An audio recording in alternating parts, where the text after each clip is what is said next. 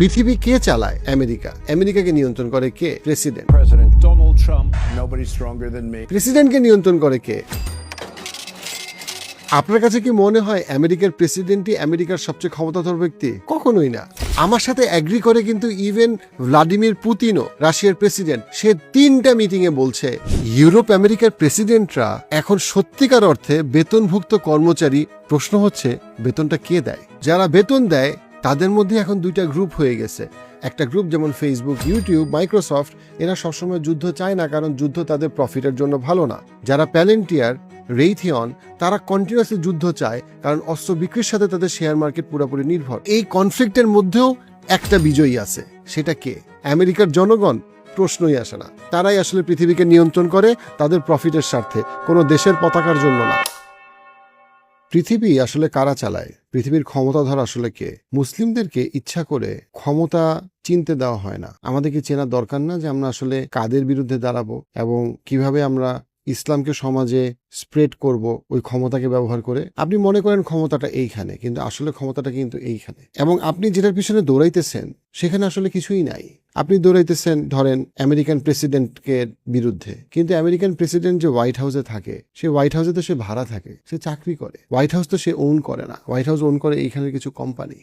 এই কোম্পানিগুলোকে তো আমরা চিনি না। এই কর্পোরেশনগুলো কিভাবে কাজ করে, লবি, ডিপ স্টেট কিভাবে কাজ করে, ডিপ স্টেট আসলে কি? আজকে আমরা বোঝার চেষ্টা করবো যে ডিপ স্টেটের আসলে স্বার্থ কি, তারা কারা এবং তারা কিভাবে কাজ করে, তাদের প্রায়োরিটি কি, তারা কখন গণহত্যাকে, গাজার গণহত্যাকে সমর্থন করে, কেন তাদের মধ্যে আবার স্বার্থের পরিবর্তন হয় এবং কেন তারা আবার ইউক্রেনে যুদ্ধ চায়, আবার তারা গাজা থেকে যুদ্ধ থেকে সরে আসতে চায়, কখন তারা ইসরায়েলকে ব্যবহার করে বা ইউক্রেনকে ব্যবহার করে, কখন তারা আবার আফগানিস্তান থেকে বের হয়ে আসে এবং কেন। আজকের এই আলোচনাটা আমি মনে করি আমার সবচেয়ে ইম্পর্টেন্ট ভিডিওগুলোর একটা, বিকজ আমি যে লেন্সে জিওপলিটিক্সকে দেখি সেই লেন্সটা আমি আপনাদেরকে দেখানোর এবং শেখানোর চেষ্টা করব। মোস্ট ইম্পর্টেন্ট, আমি আপনাকে বোঝানোর চেষ্টা করব ডিপ স্টেট কারা, ক্ষমতা কাদের কাছে, এবং পৃথিবী কিভাবে বদলে গেছে, বদলে যাচ্ছে, এবং মুসলমানদের কি করা উচিত।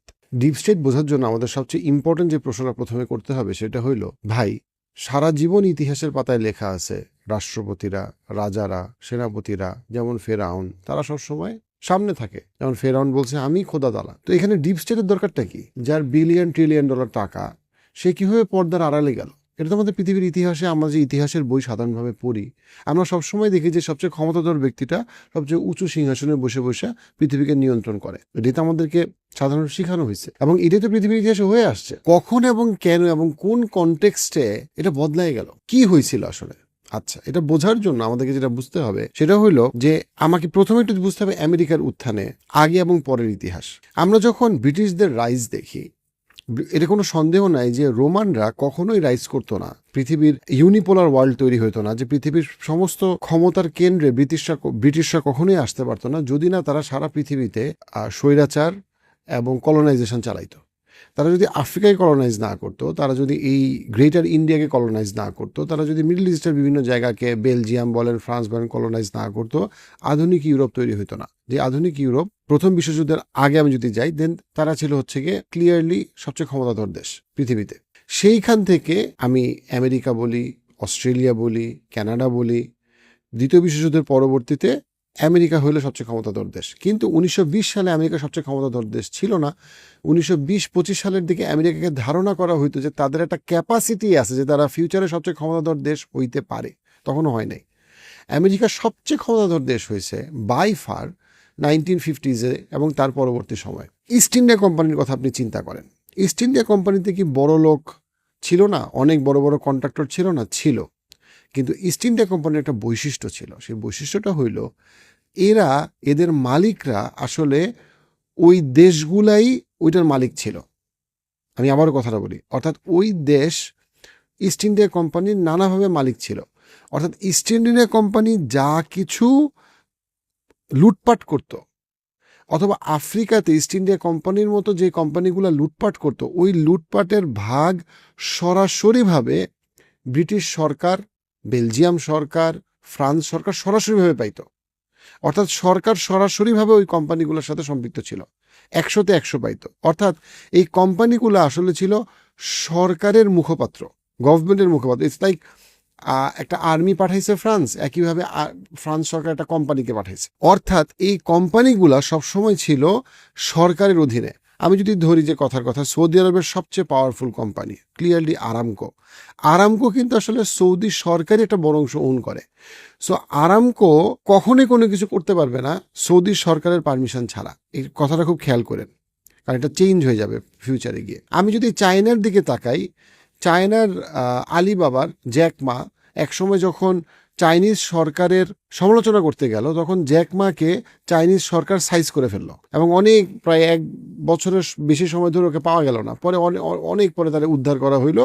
সে একটা খুব সাধারণ কাজ করতেছে এবং সে কখনোই ক্লিয়ারলি বলে নাই কি হয়েছে, বাট সবাই এটা বুঝে যে চাইনিজ সরকার তাকে নিয়ন্ত্রণ করছে। তাকে যখন চাইনিজ সরকার তাকে থ্রেট মনে করছে, তাকে নিয়ন্ত্রণ করছে। আমি যদি হুয়াওয়ের মালিকানার দিকে তাকাই, আমি যদি চাইনিজ বড় বিশাল কোম্পানিগুলোর দিকে তাকাই, সবগুলা কোম্পানিতে ডাইরেক্টলি অথবা ইনডাইরেক্টলি চাইনিজ সরকার পুরোপুরিভাবে এটাকে ওন করে, ডাইরেক্টলি অথবা ইনডাইরেক্টলি। অর্থাৎ চাইনিজ সরকার সরাসরিভাবে এইগুলাকে নিয়ন্ত্রণ করে। এইবার আসি আমেরিকা যখন আসলো, এবং আমেরিকা যখন 1950s পরে পুরা পৃথিবীটাকে নিয়ন্ত্রণ করতে চাইলো, তখন প্রথমে আমাদের এখানে শুরু হইল 4টা ইম্পর্টেন্ট আমাদেরকে মানে ক্ষমতার কেন্দ্র চিন্তা করতে হবে। সারা পৃথিবীতে ডিপ স্টেট বলতে আমরা যেটাকে বুঝি, সেটা আসলে হচ্ছে transnational private sector. Transnational private sector, এটাকে ও বলতেছে টিপিএস। এইটা আসলে 4টা বড়, এটা হচ্ছে অনেকগুলা বিশাল, মানে বিশাল বলতে বুঝেছি যেগুলার শুরু হচ্ছে $100 বিলিয়ন প্লাস থেকে ট্রিলিয়নস অফ ডলার, এরকম কতগুলা কর্পোরেশনের সমন্বয়, কোয়ালিশন। এগুলাকে আমরা 4টা ভাগে ভাগ করতে পারি। একটা হচ্ছে ফাইন্যান্সিয়াল ইন্ডাস্ট্রিয়াল কমপ্লেক্স, বা একটা হচ্ছে মিলিটারি ইন্ডাস্ট্রিয়াল কমপ্লেক্স, একটা হচ্ছে গিয়ে কনজিউমার ইন্ডাস্ট্রিয়াল কমপ্লেক্স, আরেকটা হচ্ছে গিয়ে আপনার টেকনোলজি ইন্ডাস্ট্রিয়াল কমপ্লেক্স। এই 4টা বড় বড় পিলারের উপরে দাঁড়ায় আছে ট্রান্সন্যাশনাল প্রাইভেট সেক্টর। আচ্ছা, কতগুলো যদি এক্সাম্পল বলি, ডেফিনেটলি ফাইন্যান্সিয়াল ইন্ডাস্ট্রিয়াল কমপ্লেক্সে ফাইন্যান্সে আসবে জেপি মর্গান, ব্ল্যাক রক, ভ্যানগার্ডের মতো মেগা কর্পোরেশন, যারা এখন লাইক 15-20 ট্রিলিয়ন ডলার নিয়ে ডিল করে। আমি যদি মিলিটারি ইন্ডাস্ট্রিয়াল কমপ্লেক্স বলি, দেন 1950s পরবর্তী সময় আমরা সবচেয়ে বড় দাপট দেখছি লকহেড মার্টিন, রেথিয়নের। আমরা যদি কনজিউমার ইন্ডাস্ট্রিয়াল কমপ্লেক্সের কথা বলি, then definitely Coca Cola, Exxon, Pfizer, Walmart, এদের কথা আসবে। আমরা যদি টেকনোলজি, দেন ডেফিনেটলি এই গুগল, মেটা, এনভিডিয়া, এদের কথা আসবে, যারা গত 30 বছরে অনেক বড় হয়ে গেছে। এখন এরা আবার সবাই সবার সাথে নানাভাবে কানেক্টেড। যেমন যে financial industrial complex like BlackRock, সে সবগুলাতে মিলিটারি ইন্ডাস্ট্রিয়াল কমপ্লেক্সেও টাকা ঢালে, টেকনোলজিতেও টাকা ঢালে, কনজিউমার ইন্ডাস্ট্রিয়াল কমপ্লেক্সেও সে টাকা ঢালে। এখন খেয়াল করেন, ঘটনাটা হইল যে এই কোম্পানিগুলা আগেও ছিল। লকহেড মার্টিন, রেথিয়ন আগেও পয়সা বানাইতেছিল বিভিন্ন, আপনার ভিয়েতনামের পরে আপনার মনে করেন ইরাকের, আফগানিস্তান, এইসব যুদ্ধে রেথিয়ন অথবা লকহেড মার্টিন আপনি সার্চ করলেই পাবেন যে কি পরিমাণে তাদের শেয়ার বাজারে উত্থান হয়েছে। জাস্ট ক্লিয়ার, মানে চোখের সামনে দেখা যায় যে কেন কারা যুদ্ধ চায় এবং কেন তারা এত টাকা তারা পাইছে। শুধু কি এই লকহেড মার্টিন আর রেথিয়ন পাইছে? না, লকহেড মার্টিন, রেথিয়নে আবার ইনভেস্টমেন্ট আছে কিন্তু ব্ল্যাক রক, জেপি মর্গানদের, তারাও পাইছে। যেমন ধরেন জেপি মর্গানের সিইও যখন বলল যে ইউক্রেনের ব্যাপারে তাদের কাছে মনে হইতেছে যে যুদ্ধটা অনেক দূর যাবে, সে কিন্তু আসলে প্রেডিকশন করতেছিল না, সে আসলে বলতেছিল এটাই তারা করবে। কারণ ইউক্রেনকে আসলে সত্যিকার অর্থে ইউক্রেনের এখন মালিক ইউক্রেনিয়ানরা না, এটার মালিক হচ্ছে গিয়ে এই ট্রান্সন্যাশনাল প্রাইভেট সেক্টর। এরা পুরাপুরি এটাকে ওন করে। একটা সময় ছিল 1950 থেকে 1990 পর্যন্ত, যখন এই কোম্পানিগুলা আসলে আমেরিকান গভর্নমেন্টের থেকে ছোট ছিল, কিন্তু আমেরিকান গভর্নমেন্ট, আপনার সিনেট, কংগ্রেস, এই জিনিসগুলো এমনভাবে ডিসেন্ট্রালাইজড, চায়নাতে ডিসেন্ট্রালাইজড না, সৌদি আরবে ডিসেন্ট্রালাইজড না, ইভেন টার্কিতেও ডিসেন্ট্রালাইজড না, চায়নাতেও ডিসেন্ট্রালাইজড না, রাশিয়াতেও ডিসেন্ট্রালাইজড না। এগুলো এমনভাবে, মানে গভর্নমেন্ট স্ট্রাকচারটা এমনভাবে ডিসেন্ট্রালাইজড, 1980-1990 পরবর্তী সময়ে এই টিপিএস, এই কোম্পানিগুলোর যে কোয়ালিশন বা ডিপ স্টেট, আমি এখানে ডিপ স্টেট ওয়ার্ডটা ইউজ করি, টিপিএস ইউজ না করি সহজে বোঝানোর জন্য, এই কোম্পানিগুলোর কোয়ালিশনকে আমি ডিপ স্টেট বলতেছি। এই deep state becomes more powerful than America itself. আমি আবারও বলি, আমেরিকার থেকে এই ডিপ স্টেট আরো বেশি পাওয়ারফুল হয়ে গেল। কিভাবে? তারাই পলিটিশিয়ান, সিনেটর, কংগ্রেসম্যান, যারে যেখানে পয়সা দেওয়া লাগে পয়সা দিত, এবং তারাই তাদের মতো পলিসিকে নিয়ন্ত্রণ করতে পারতো, তারাই তাদের মতো যুদ্ধ লাগাইতে পারতো, এবং যুদ্ধের পুরো বেনিফিশিয়ারি তারাই ছিল। সো যেহেতু American government uniquely decentralised, public যে ভোট দেয় এটা হয়ে গেল একটা নাটক, গায়ে হলুদের অনুষ্ঠান। সবাই জানে কি হবে, জামাইও তারা ঠিক করে, বউও তারা ঠিক করে, পাবলিক খালি ভোট দেয় রেড আর ব্লু। এই রেড আর ব্লু এর কোনো মানে নাই, কারণ দিনের শেষে আপনি বারাক ওবামারে ভোট দেন আর আপনি বারাক ওবামার অপোনেন্টে ভোট দেন, দুইজনই হইল পয়সা পাওয়া কার কাছ থেকে? এই ডিপ স্টেটের কাছ থেকে। আপনি যারাই ভোট দেন, রেড আর ব্লু, দিনের শেষে সবই একই। আমেরিকার গণতন্ত্র পৃথিবীর সবচেয়ে বড় একটা কৌতুক, কারণ আমেরিকা সবসময়ই এমন মানুষরা পরিচালনা করে যারা নির্বাচনের ঊর্ধ্বে। তাদেরকে আপনি দেখেনও না, চিনেনও না, তারা আপনার পলিসি কন্ট্রোল করে। আপনি স্বাস্থ্যসেবা পাবেন কি না, আপনার হেলথ ইন্স্যুরেন্স, কে জেলে যাবে, আইস থাকবে কি থাকবে না, কিন্তু আপনি মহা উৎসাহে ভোট দিতে যান। কিন্তু আপনি যাদেরকে ভোট দেন, ওই লোকটা আপনার পলিসি কন্ট্রোল করে না, বরং ওই লোকটা বেতন পায় ওই কর্পোরেশনগুলোর কাছ থেকে। আমেরিকার সত্যিকার অর্থে ক্ষমতা সবসময় অনির্বাচিত কোম্পানিগুলোর কাছে, কখনোই নির্বাচিত প্রেসিডেন্টের কাছে না। কারণ নির্বাচিত প্রেসিডেন্টের আসল ইনকাম, যেটা সে তার দেখানো বেতনের 100 গুণ বেশি টাকা পায়, সেটা সবসময় পায় কর্পোরেশনের কাছ থেকে। সো আমেরিকার মানুষ যখন মনে পড়ে যে তাদেরকে আসলে এই প্রেসিডেন্টরা অথবা এই সিনেটররা তাদেরকে পরিচালনা করে বা তাদের পলিসিকে পরিচালনা করে, এটা কমপ্লিটলি ভুল। কারণ ওই সিনেটর অথবা ওই প্রেসিডেন্টের আসল আয়ের উৎস যখন আপনি খুঁজতে যাবেন, আপনি ক্লিয়ারলি দেখবেন যে তাদেরকে কতগুলো power house, mega corporation pay করে, যাদেরকে আপনাদের নির্বাচিত করার কোনো ক্ষমতা বা যোগ্যতা আপনাদেরকে দেওয়া হয় নাই, এবং আপনাদেরকে সত্যিকার অর্থের ক্ষমতা চিনতেও দেওয়া হয় নাই। আপনারা সত্যিকার অর্থে যারা আপনার পলিসিকে গভর্ন করে তাদেরকে আপনারা চিনেনও না, আমরাও চিনি না। কেন? কারণ তারা ফান্ডামেন্টালি ইসরায়েলের পক্ষে। কেন ইসরায়েলের পক্ষে? কারণ ইসরায়েলে যে টাকাটা দেওয়া হচ্ছে তার সবচেয়ে বড় বেনিফিশিয়ারি এই কোম্পানিগুলা, ইসরায়েল না। ইসরায়েল একটা ভেসেল স্টেট। আফগানিস্তানে যে টাকাগুলা যাচ্ছে, ইরাকে যে টাকাগুলা গেছে, সেই টাকাগুলোর বেনিফিশিয়ারিকে এই কোম্পানিগুলা। যে কোম্পানির মালিকদের মধ্যে কিছু বেশিরভাগই খ্রিস্টান, অল্প কিছু জিউ, বা তারা ফান্ডামেন্টালি অরিজিনাল রোমান, তারা অরিজিনাল রোমানরা। তাদের পরিচয়টা এইটা বড় ইম্পর্টেন্ট না যে তারা জিউ, এটা খুব ইম্পর্টেন্ট কথা। এটা আমরা বারবার ভুল করি মুসলমানরা, আমরা মনে করি ইহুদিরা পৃথিবী চালায়। না, তাদের পরিচয়ের মূল পার্টটা ইহুদি না, তাদের পরিচয়ের মূল পার্টটা তারা রোমান, তারা জায়নিস্ট, যাদের স্বপ্ন পয়সা বানানো, তাদের আগ্রহ পয়সা, তাদের আগ্রহ আমেরিকা না, তাদের আগ্রহ ইসরায়েল না, তাদের আগ্রহ ইহুদিও না, খ্রিস্টান না, তাদের আগ্রহ ক্ষমতা এবং পয়সা। এখন এই ক্ষমতার পয়সার ব্যানার যদি ইসরায়েলের ব্যানারে হয় হইল, আফগানিস্তানের ব্যানারে হয় হইল, ইউক্রেনের ব্যানারে হয় হইল। এখানে খুব ইম্পর্টেন্ট একটা ক্যারেক্টার নিয়ে আমাদের মুসলিম সমাজে অনেক কথা হয়, সেটা হচ্ছে গিয়ে রকাফেলার এবং রকাফেলার ফ্যামিলি। জায়নিজমের তাকে খুব বড় হর্তাকর্তা বলা হয়, কিন্তু রকাফেলার ডেফিনেটলি প্রথম পাওয়ারফুল বিলিয়নারদের একজন ছিল। বাট খুবই গুরুত্বপূর্ণ একটা বিষয় যেটা আমরা মিস করি রকাফেলার ব্যাপারে, রকাফেলারের সবচেয়ে বড় পরিচয় এইটা না যে সে ইহুদি। রকাফেলারের সবচেয়ে গুরুত্বপূর্ণ পরিচয় এইটা না যে সে ইসরায়েলের প্রতিষ্ঠাতা। রকাফেলারের সবচেয়ে গুরুত্বপূর্ণ পরিচয় হইল সে ডিপ স্টেটের একটা খুবই ইম্পর্টেন্ট কর্ণধার। সে পয়সা বানাইতে চাইছে ভাইয়া, তার আর অন্য কোনো আগ্রহ ছিল না। সে পয়সা বানানোর জন্য যেই প্রজেক্ট, যা কিছু করা লাগে তা কিছু সে করছে। মডার্ন টাইমসে আমরা রকাফেলারের মতো এক্সাম্পল পাই আমরা জর্জ সোরোসের দিকে। জর্জ সোরোসকে সে নিজেকে খোদা তালা মনে করে, ফেরাউনের মতো, এবং সে অন্তত 8টা মুসলিম দেশের ইকোনমিকে প্রায় ধ্বংস করার মতো অবস্থায় নিয়ে গেছে, ইনক্লুডিং মালয়েশিয়া। এবং মালয়েশিয়ার সবচেয়ে বিখ্যাত প্রেসিডেন্ট মাহাতির মোহাম্মদ পাবলিকলি বলছে সে মালয়েশিয়ার পুরো ইকোনমিকে অনেক পিছায় দেওয়ার জন্য দায়ী, এবং জর্জ সোরোস এটা ইনডাইরেক্টলি স্বীকারও করছে। একা জর্জ সোরোস কেন? কারণ সে একটা খুবই ইম্পর্টেন্ট পার্সন। কিসের ইম্পর্টেন্ট পার্সন? এই ডিপ স্টেটের। George Soros.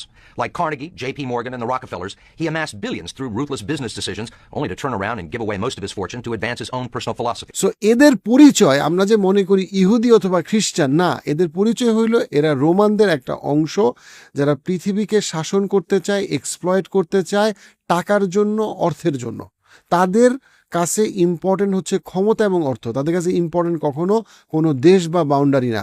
এরা দেশ এবং বাউন্ডারির ঊর্ধ্বে, তারা আমেরিকাকে নিয়ন্ত্রণ করতে পারে। অর্থাৎ পৃথিবীতে একটা ইউনিক অবস্থা তৈরি হইল যেখানে পৃথিবীর নিয়ন্ত্রণ আর পৃথিবীর সবচেয়ে বড় ইকোনমির হাতে বা সবচেয়ে বড় দেশের হাতে নাই। পৃথিবীর নিয়ন্ত্রণ চলে গেল কতগুলো কোম্পানির কোয়ালিশনের হাতে, যাদের কাছে কোনো বাউন্ডারি নাই, যাদের কোনো পৃথিবীতে কোনো দেশ, কোনো পতাকা, কোনো কিছু কোনো ম্যাটার করে না। তাদের কাছে সারা পৃথিবী হইল একটা খাওয়ার জায়গা, গ্রিডের জায়গা, জেলাসির জায়গা, ইগোর জায়গা। তারা খালি টাকা বোঝে। এই কোম্পানিগুলা, এই ডিপ স্টেট, তারা কোনো থার্ড টেম্পল, ফোর্থ টেম্পল, কাবা শরীফ, মদিনা, পতাকা কিচ্ছু চিনে না। তাদের কাছে মুসলিম, ইসলাম কিছু, হিন্দু কিছু ইম্পর্টেন্ট। তাদের কাছে ইম্পর্টেন্ট হচ্ছে পয়সা। They want to make money at all cost.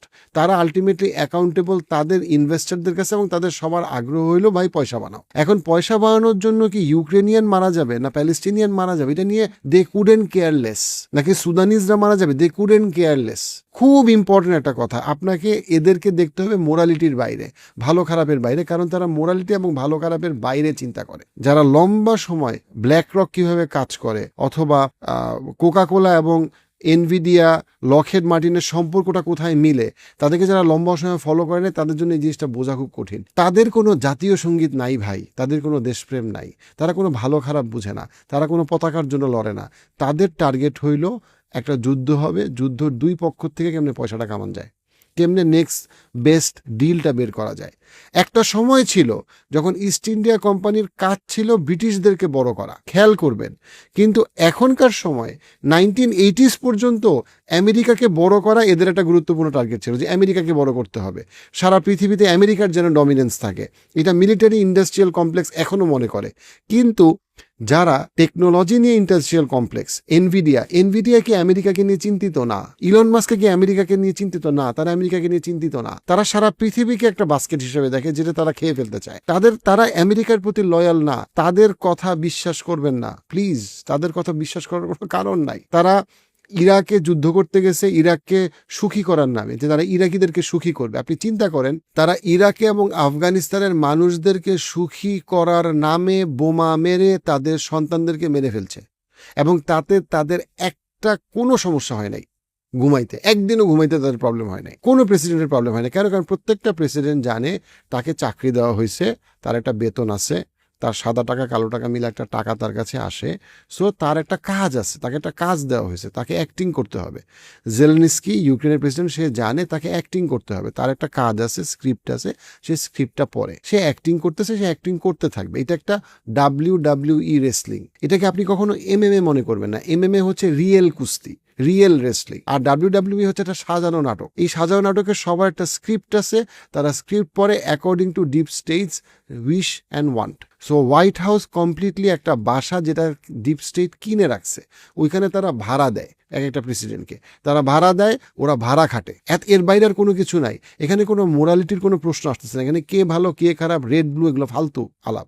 আসল কথা হইল কেমনে করে এই কর্পোরেশনগুলা সারা পৃথিবীকে নিয়ন্ত্রণ করে এবং নিয়ন্ত্রণ করতে চায়।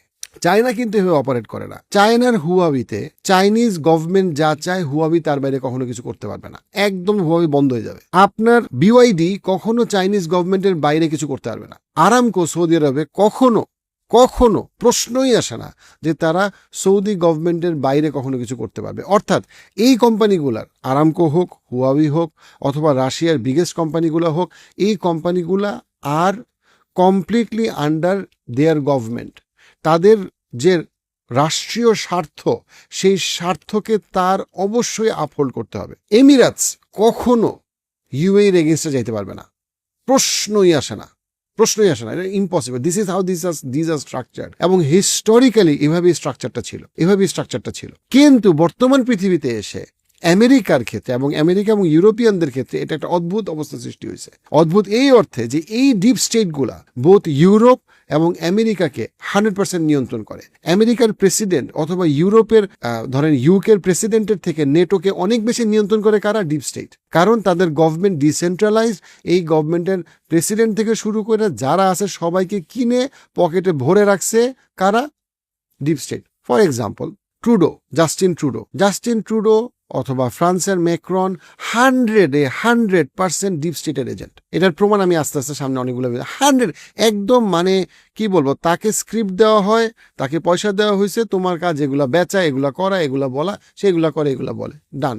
তার কোনো কাজ নাই। একসময় ফ্রান্সের প্রেসিডেন্টই বলছে ইসরায়েলকে বিনা বিনা শর্তে সাপোর্ট দিতে হবে। একসময় আবার ফ্রান্সের ম্যাক্রনকে বলা হয়েছে যে তুমি গিয়ে বলবা যে প্যালেস্টাইনকে আমি স্বীকৃতি দিব এবং তুমি নেগোশিয়েট করবা। These are the things that are happening. So আমাদেরকে বুঝতে হবে যে এই কোম্পানিগুলো প্রফিটে চলে, তাদের কাছে প্রফিট ইম্পর্টেন্ট, কিন্তু এই কোম্পানিগুলো কিন্তু সবসময় সব ক্ষেত্রে একমত না। এই কোয়ালিশনের মধ্যে কিন্তু তাদের মধ্যে ইন্টারনাল টেনশন এবং ডিবেট আছে। For example, military industrial complex the way it is structure, সে সবসময় যুদ্ধ চায়, তার কাছে যে কোনো মূল্যে যুদ্ধ ইম্পর্টেন্ট। কেন? যুদ্ধ মানে অস্ত্র বিক্রি করাই তাদের কাজ। কিন্তু যে টেকনোলজিতে আছে, এনভিডিয়া, অ্যাপেল, নেটফ্লিক্স, মেটা, সে কি সবসময় যুদ্ধ চায়? সে সবসময় যুদ্ধ চায় না। সে কখনো যুদ্ধ চায়, সে কখনো মনে করে স্টেবল থাকলে মানুষের ইকোনমিক ডেভেলপমেন্ট হবে, মানুষের ইকোনমিক ডেভেলপমেন্ট হইলে মানুষ আরও বেশি অনলাইনে কনজিউম করবে। তো সে যখন তার শেয়ার মার্কেট দেখে, সে যখন তার কোম্পানির শেয়ার দেখে, তখন অনেক ক্ষেত্রে বোথ ফিনান্সিয়াল ইন্ডাস্ট্রিয়াল কমপ্লেক্স এবং টেকনোলজি ইন্ডাস্ট্রিয়াল কমপ্লেক্স চিন্তা করতে পারে যে হ্যাঁ, মিলিটারি ইন্ডাস্ট্রিয়াল কমপ্লেক্স চাচ্ছে যুদ্ধ, কিন্তু আমার মনে হয় যুদ্ধের থেকে আরও ভালো হইলো যদি যুদ্ধটা বন্ধ হয়ে যায়। এবং তারা সবাই ন্যারেটিভকে তাদের পছন্দ মতো কন্ট্রোল করতে চায়। পৃথিবীর সবচেয়ে বড় বড় পত্রিকা এবং পৃথিবীর সবচেয়ে বড় বড় মিডিয়া হাউস যেগুলো ছিল, সেগুলো সব 100তে 100 এরা কিনে বসে আছে। অ্যামাজন যখন বড় হয়েছে, অ্যামাজন কি কিনছে? Washington post. এক্স যখন বড় হয়েছে, ইলন মাস্ক কি করছে? মিডিয়া হাউস কিনছে। সো ইউ সি, অর্থাৎ তারা মিডিয়াকে কেন কিনে? কারণ তারা ন্যারেটিভকে কন্ট্রোল করতে চায়। এখন আনফর্চুনেটলি টুইটার যেভাবে ফাংশন করে, ইউটিউব যেভাবে ফাংশন করে, ফেসবুক যেভাবে ফাংশন করে, তাতে আমাদের মতো যারা মিসকিন দেশের অনেক বেশি সংখ্যক মানুষ, আমরা হচ্ছে মিসকিন দেশের বিশাল সংখ্যক মানুষ, তারা অনেক ক্ষেত্রে অনেক বেশি কথা বলে ন্যারেটিভকে এখন ইনফ্লুয়েন্স করতে পারে। এখন আমাদের একটা পাওয়ার হয়েছে। ওয়াই? বিকজ ফেসবুক, ইউটিউব জানে 200 বিলিয়ন মুসলমানের মধ্যে 50 বিলিয়ন মুসলমান যদি কোনো একটা ন্যারেটিভ পুশ করে, এই ন্যারেটিভকে অপোজ করা তার বিজনেসের জন্য খারাপ। তো সে সরাসরিভাবে ফেসবুক, ইউটিউব কখনোই আমাদের ভয়েসকে ইগনোর করতে পারে না। বাট আপনি চিন্তা করেন, আগে যখন ওই এমটিভির জামানা ছিল, শুধু বিবিসি আর সিএনএন ছিল, আপনি নোম চোমস্কির 2000 সালের বইয়ে ব্যাক করেন, সে দেখাইছে যে মিডিয়া কিভাবে ওয়ার প্রমোট করে এবং আমেরিকানদেরকে কিভাবে বোঝানো হয়েছে Vietnam war was justified, Iraq war was justified. Why? Because তখন মিডিয়া পুরোপুরি কন্ট্রোলে ছিল। এখন ফেসবুক, ইউটিউবের যুগে মিডিয়াকে কন্ট্রোল করা যায় না।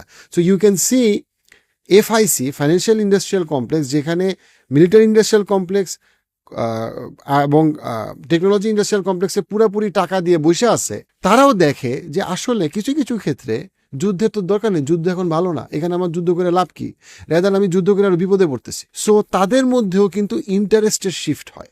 তাদের মধ্যে ইন্টারেস্টের শিফট এই জন্য হয় নাই যে হঠাৎ করে মুসলমানদের প্রতি তাদের ভালোবাসা সৃষ্টি হয়েছে বা হঠাৎ করে নেতানিয়াহুর সাথে ঝগড়া হয়েছে তাদের। না, ব্যাপারটা কাজ করে না। It's about business.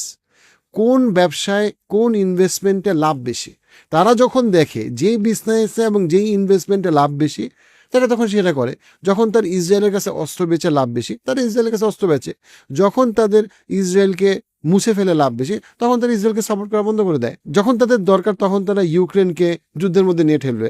আমার সাথে অ্যাগ্রি করে কিন্তু ইভেন ভ্লাদিমির পুতিনও, রাশিয়ার প্রেসিডেন্ট, সে 3টা মিটিংয়ে বলছে যে আমি জেলেনস্কির সাথে মিটিং করে কি হবে, ইউক্রেনের ভাগ্য তো জেলেনস্কি নিয়ন্ত্রণ করে না, তার হাতে কোনো ক্ষমতা নাই। অর্থাৎ সে ইন্ডিকেট করতেছে ডিপ স্টেটের কথা, সে ইন্ডিকেট করতেছে ইউএসএ এবং নেটোর কথা এবং তাদেরকে যারা নিয়ন্ত্রণ করে। যখন তাদের দরকার তখন তারা আফগানিস্তানে ছিল, যখন তাদের কাছে মনে হয়েছে আফগানিস্তানে আর খুব বেশি তেমন লাভ করার কিছু নাই এবং আফগানিস্তানে তারা আর বেশি একটা পয়সা বানাতে পারতেছে না, তারা চলে গেছে, ধ্বংস করে মুছে খেয়ে দিয়ে চলে গেছে। আমরা মুসলমানরা খুব ভাবতে পছন্দ করি যে আফগানিস্তানে তালেবানদের বিজয় হয়েছে, বাট আমরা ভুলে যাই যে আসলে আমেরিকাকে নিয়ন্ত্রণ করে না। জিনিসটা হইল, আমেরিকা আফগানিস্তানে আসছে, আফগানিস্তান থেকে তার যা কিছু নেওয়ার সম্ভব ছিল তা কিছু সে নিয়ে তার কর্পোরেশনগুলো চলে গেছে। আমেরিকান ট্যাক্স পেয়ারদের মানি আমেরিকান কর্পোরেশন গেছে। সেম উইথ ইরাকে যুদ্ধের আগে আর যুদ্ধের পরে ইরাকের ইকোনমি কমপ্লিটলি এক্সপ্লয়েট করে খেয়ে দিয়ে নিয়ে গেছে। আবার আপনি যদি আরো আগে যান, যেটা আমাদের জন্য ইম্পর্টেন্ট, গ্রেট ইন্ডিয়াতে কি ছিল, যত সম্পদ, সহায় সম্পদ যা কিছু নেওয়া সম্ভব ছিল, প্রায় 200 বছরে সব কিছু নিয়ে 1947-এ একটা সময় তারা মেনে নিছে যে তারা চলে যাবে। কেন তারা মেনে নিছে? কারণ তারা হঠাৎ করে কি এই মুসলিম আর হিন্দুদেরকে অনেক ভালোবাসছে? না, that wasn't the point. The point is তাদের যত কিছু নেওয়ার ছিল তারা মেজরিটি নিয়ে গেছে।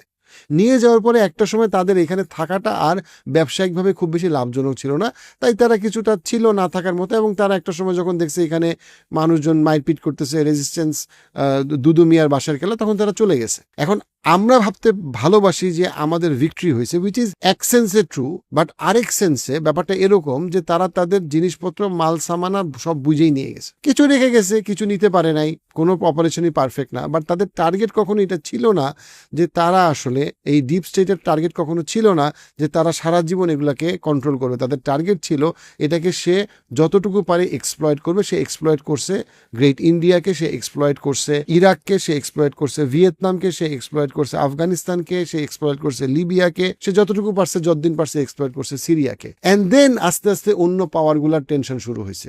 এই ডিপ স্টেটের সাথে রাশিয়ার টেনশন আছে, এই ডিপ স্টেটের সাথে চায়নার টেনশন অনেক বেড়ে যাচ্ছে তাইওয়ানকে নিয়ে, এই ডিপ স্টেটের সাথে সৌদি, কাতার, টার্কি, এদের যে জিসিসি এবং ব্রিক্সের যে কম্বিনেশন, তাদের সাথে টেনশন আছে, এবং এই টেনশনে তাদের মধ্যে নেগোসিয়েশন হয়। এবং আমরা যে সিরিয়াতে খুব ইন্টারেস্টিং ওয়েতে দেখছি যে সিরিয়াতে এই নেগোসিয়েশনে ক্লিয়ারলি আমরা দেখতে পাইছি টার্কি, কাতার এবং সৌদি আরবের কম্বিনেশনে, কম্বাইন্ড এফোর্ডে সিরিয়াকে কিন্তু ডিপ স্টেট মুক্ত করা গেছে। ক্লিয়ারলি এই ডিপ স্টেটকে, এই যে আমেরিকা ব্রিটিশদের যে ডিপ স্টেট, এই ডিপ স্টেট সিরিয়াতে রাখতে চাইছিল বাশার আল আসাদকে, সে রাখতে পারে নাই। অবশ্যই সিরিয়া ধ্বংস হয়ে গেছে, অবশ্যই সিরিয়ার ইকোনমি মিলিটারি বলতে তেমন কিছু নাই, বাট এটাতে আস্তে আস্তে ইনভেস্ট করতেছে কারা? সৌদি আরব, কাতার এবং টার্কি। এবং আমরা আশা করতে পারি 20-30 বছরে সিরিয়া আবার দাঁড়ায় যাবে, কারণ সিরিয়া আমাদের খুবই ইম্পর্টেন্ট একটা জায়গা। কোরআনে বারবার সিরিয়ার কথা কোরআন হাদিসে আসছে। অর্থাৎ আমরা যেটা দেখতে পাই সেটা হইল গিয়ে যে এই ডিপ স্টেটটা কীভাবে ফাংশন করে, এবং এই ডিপ স্টেটটা কীভাবে policy, media, narrative, economy, military কীভাবে কন্ট্রোল করে। এবং এটা মুসলমানদের জন্য ইম্পর্টেন্ট যে মুসলমানরা আসলে ট্রুলি বুঝতে পারে যে কারা আসলে মুসলিমদের বিরুদ্ধে, কেন যুদ্ধ হোক, মুসলমানদের আচার আচরণের পরিবর্তন হোক, সমকামিতার ব্যাপক প্রচার প্রসার হোক, এখানে আসলে ব্যবসায়িক স্বার্থটা কারা এটাকে প্রমোট করতেছে, কেন প্রমোট করতেছে, তারা কি চাচ্ছে। এবং যতদিন না মুসলমানরা তাদের নিজেদেরকে ন্যারেটিভের জায়গা থেকে মুক্ত করবে, ইকোনমিক সভারেন্টি নিয়ে চিন্তা করবে, এবং তার একটা এক্সপ্রেশন হিসেবে তাদের নিজেদের যে সিকিউরিটির জায়গায় মুসলমানরা নিজেদেরকে স্বাধীন করবে, দেন ততদিন পর্যন্ত মুসলমানদের কোনো উদ্ধার হবে না। মুসলমানরা ওই খামাখা ওই অমুক প্রেসিডেন্টের, ফ্রান্সের প্রেসিডেন্টের কুশপুত্তলিকা দাহ করবে, অমুক ডেনমার্কের প্রেসিডেন্টের কুশপুত্তলিকা দাহন করবে, তাতে কী যায় আসে? এগুলো ইররেলিভেন্ট। আসল কথা হইল আপনি যতই লং মার্চ করেন, যতই আপনি হাউকাউ করেন, যতই আপনি প্যালেস্টাইনের পতাকা অথবা প্যালেস্টাইনের প্রতীক গায়ে লাগায় রাখেন, দিনের শেষে যে সত্যিকারের শত্রু, যে সত্যিকারের গ্রিডি, যে টাকার জন্য 10 লক্ষ শিশুর গণহত্যাকে 100-তে 100 কেয়ার করবে না, কোনো কেয়ার করবে না, ওই ক্ষমতার উৎসটাকে যদি আপনি না চিনেন এবং ওইটাকে আমরা কালেকটিভলি নেগোশিয়েট করে চ্যালেঞ্জ করার জায়গায় না আসে, যেটা চায়না হইতে পারছে, যেটা সৌদি আরব, দুবাই, কাতার, টার্কি হওয়ার চেষ্টা পারতেছে বলবো না, ওই জায়গাটা যদি ব্রিক্স চেষ্টা করতেছে, ওই জায়গায় আমরা না যাই, দেন আমরা যেতে পারবো না। লাস্ট যেটা গুরুত্বপূর্ণ কথা ডিপ স্টেটের ব্যাপারে, সেটা হচ্ছে গিয়ে ডিপ স্টেট কিন্তু সবসময় প্রো ব্রিটিশ অথবা প্রো আমেরিকান না। খুব ইম্পর্টেন্ট কথা। তারা একটা সময় ইউরোপের এগেনস্টে দাঁড়াবে, তারা একটা সময় আমেরিকান জনগণের বিরুদ্ধেও দাঁড়াবে। যেই কলোনাইজেশনটা তারা আফ্রিকায় করছে, যেই কলোনাইজেশনটা তারা মিডল ইস্টে করছে, যে কলোনাইজেশন তারা গ্রেট ইন্ডিয়াতে করছে, এটা শুধুমাত্র সময়ের ব্যাপার যখন এই ডিপ স্টেটগুলো ওই একই কলোনাইজেশন ইউরোপে করবে। যেমন ইউক্রেনে করছে, যে জিনিসটা ইউক্রেনে হয়েছে সেই জিনিসটা সম্ভাবনা খুবই বেশি ফিনল্যান্ডে হবে, ইস্তোনিয়াতে হবে, এবং আস্তে আস্তে ওই দেশগুলোকে আস্তে আস্তে আরও কলোনাইজ করবে। অর্থাৎ ব্যাপারটা এরকম যে সে খাবার খুঁজতেছে, সে একসময় আফ্রিকায় খাইতো, আফ্রিকা এখন চায়নার দখলে চলে গেছে। সে একসময় মিডল ইস্টে খাইতো, মিডল ইস্ট আস্তে আস্তে তার হাতছাড়া হয়ে যাচ্ছে, ব্রিক্সের হাতে চলে যাচ্ছে। সে তখন কি করবে? সে তার নিজের জনগণের বিরুদ্ধে দাঁড়াবে। আমরা যখন লস অ্যাঞ্জেলসে আইসের ভূমিকাটা দেখি, আমরা যখন ক্যালিফোর্নিয়ার স্ট্রাগলটা দেখি, তখন আমাদেরকে বুঝতে হবে আইসের স্ট্রাগলটাকে দেখি, যে তাদের মিলিটারি, তারা একটা অংশ আইস নামে কীভাবে তাদের ইমিগ্রেন্টদের উপরে দাঁড়াইতেছে। It's the beginning of deep state colonising the British and American আমজনতা। ব্রিটিশ এবং আমেরিকান আমজনতার প্রতি এই ডিপ স্টেটের কোনো ভালোবাসা নাই। আমি আবারও বললাম, তাদের ভালোবাসা শুধুই টাকার প্রতি এবং ক্ষমতার প্রতি। তাদের লাগবে আরও প্রফিট, রিমার্কেবল প্রফিট, তাদের ট্রিলিয়নের হওয়া লাগবে। পৃথিবীর ইতিহাসে আমরা $100 বিলিয়ন কোনো মানুষ কল্পনা করতে পারি না, কিন্তু এখন সেটা বাস্তবতা, এবং আমরা আস্তে আস্তে ট্রিলিয়নিয়ারদেরকে আমরা দেখব। ওই ট্রিলিয়নিয়ারদের জন্য লাগবে সারা পৃথিবীর মানুষের ডাটা, যেটা হচ্ছে টিআইসি। তাদের লাগবে সারা পৃথিবীতে অস্ত্র বিক্রি করা, মিলিটারি ইন্ডাস্ট্রিয়াল কমপ্লেক্স। তাদের লাগবে সারা পৃথিবীর সমস্ত নামি দামি কোম্পানিতে ইনভেস্ট করা এবং পলিসিকে কন্ট্রোল করা, সেটা হচ্ছে গিয়ে আপনার ফিনান্সিয়াল ইন্ডাস্ট্রিয়াল কমপ্লেক্স। এবং এইভাবে এরা পৃথিবীর সমস্ত পতাকা, পৃথিবীর সমস্ত বর্ডার, সব কিছুর ঊর্ধ্বে গিয়ে তারা পৃথিবীকে নিয়ন্ত্রণ করতে চায়। ফরচুনেটলি আমরা এমন একটা সময় বাস করি যখন আমরা দেখতেছি এই কোম্পানির যে কোয়ালিশনগুলো, এই ডিপ স্টেট আস্তে আস্তে আর মুসলিমদের উপরে যতটা ধারালোভাবে আঘাত করতে পারতেছিল 1990s-এ, 2010-এ, সেটা আস্তে আস্তে আর তারা পারতেছে না। এবং আমরা আশা করি এবং বিশ্বাস করি, যদি আমরা মুসলমানরা একটা জেনারেশন ঠিক মতো চেষ্টা করি, দেন আমরা পুরাপুরি এই ডিপ স্টেট মুক্ত হব, যারা অবশ্যই ক্রিমিনাল এবং যারা বর্তমান পৃথিবীর ফেরাউন।